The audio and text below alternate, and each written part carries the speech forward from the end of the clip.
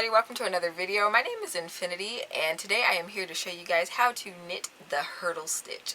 It is a super beginner friendly 4-row repeat. It's so easy to get into and it's perfect for scarves and blankets. It gets its name from how the stitches are lined up. They almost look like little jump hurdles that you see on a track field. I think this stitch is super fun and it's very easy to get into a rhythm with. So without further ado, I'm going to jump right into this tutorial. In order to begin this stitch pattern, you will want to cast on in multiples of 2. For my swatch sample, I cast on in multiples of 2, of course. I cast on 22, and I am using Lion Brand's Scarfy yarn. Please excuse the old label, but I will leave the link to this yarn in my description box below in case you want to order yourself some. Alright, so on the right side of our work, we are going to start with row 1, of course, and we are going to knit each stitch along. If you're new to knitting, I'm going to show you how I do the knit stitch. I am, of course, a Continental knitter. So you want to insert your needle from left to right so that the point of your needle goes out the back of the stitch. You are going to yarn over and scoop up the yarn to knit, and you're going to pluck it off your needle. Okay? So we are going to do this to each stitch across, like so.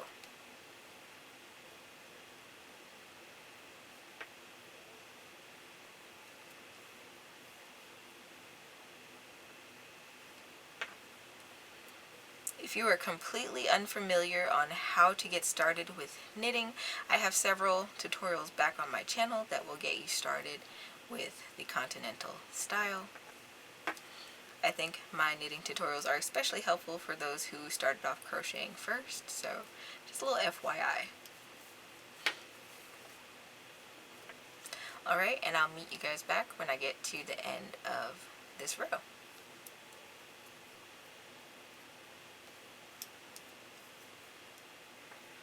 Alright, and we're getting to the last 2 stitches of this row.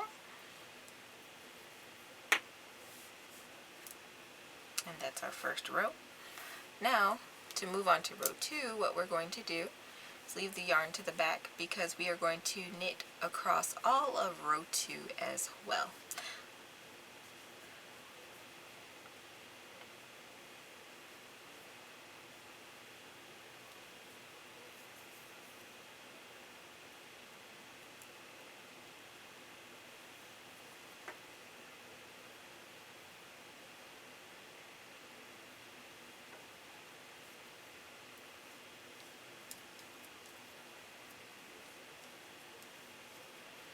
If you love the way that I teach here on YouTube, then I have a treat for you guys. I recently started up a members club on my website where I teach people how to knit and crochet my specific crochet and knit designs because I am a pattern designer.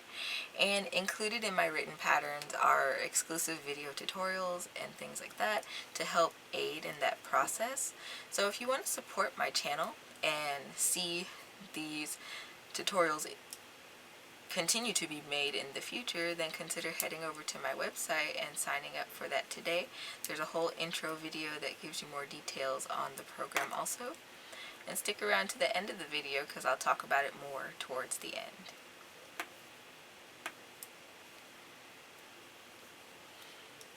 Alrighty, and knitting these last few stitches of row 2.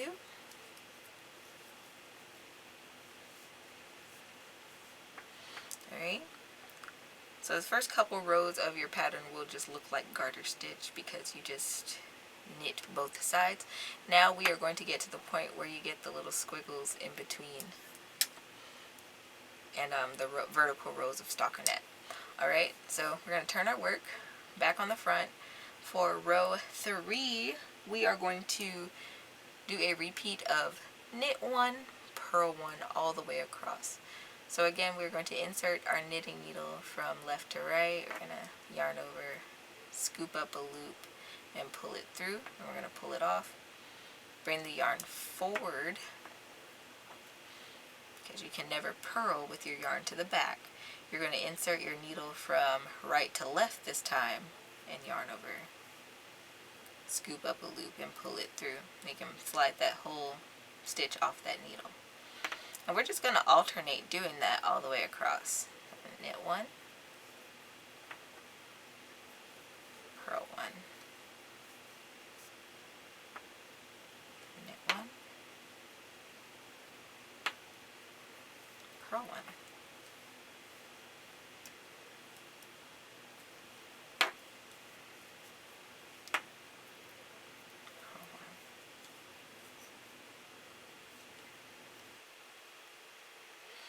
And I end up on a purl one, and just pull out my needle and turn my work.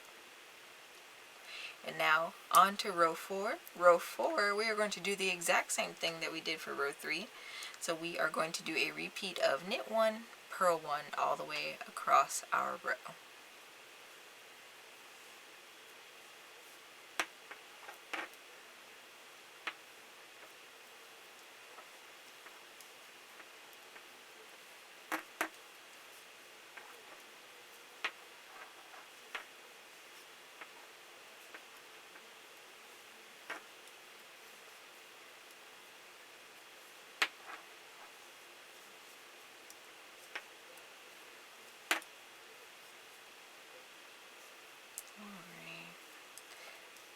Coming up on these last few stitches of my 4th row, one, knit 1, I'm going to purl this last stitch.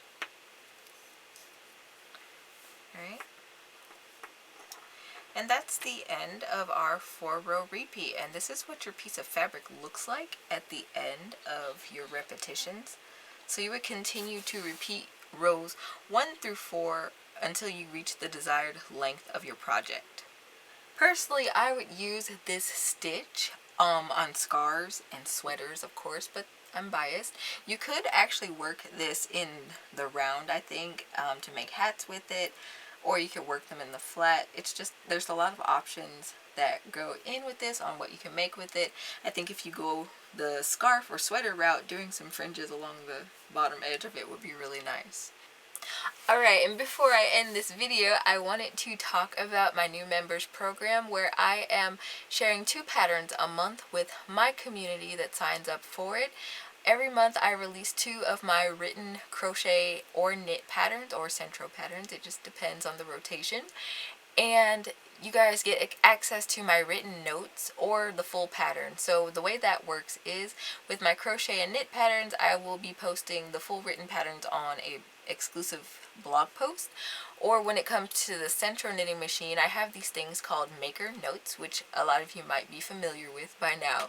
And it's basically my extra written notes, or like a pattern explanation of what I'm doing in the video, and they're meant to accompany videos that are also exclusive to these paid patterns. Well, I wanted to give people the opportunity to kind of have all of the designs in one space, and then you don't have to worry about trying to find files on your computer and things like that. You just log in to your account and you have access to a members forum where you can easily navigate the patterns, ask questions, upload WIP pictures, and interact with me personally. So if that sounds like a fun deal to you, you can head over to my website today. I have the link for that in my description box below. I have 2 options, either a monthly support option or a quarterly option at this point. It's all under one tier, so everybody pays the same amount and they get the same benefits. It supports the channel and it keeps these other tutorials going as well, and it also supports me behind the camera. So again, if that sounds like a good deal, you can head over there today and check it out. It is in the description box below. I hope this tutorial was helpful for you all. If so, and you want to remain on YouTube, go ahead and hit that subscribe button, ring that notification bell so I can be a part of your future knitting journey. That's all I've got for you guys today, and until next time guys, happy making!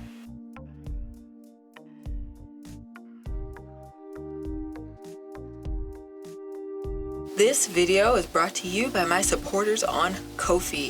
Thank you so much. Your donations help drive the creativity behind all the content under Infiniti Crafting Co.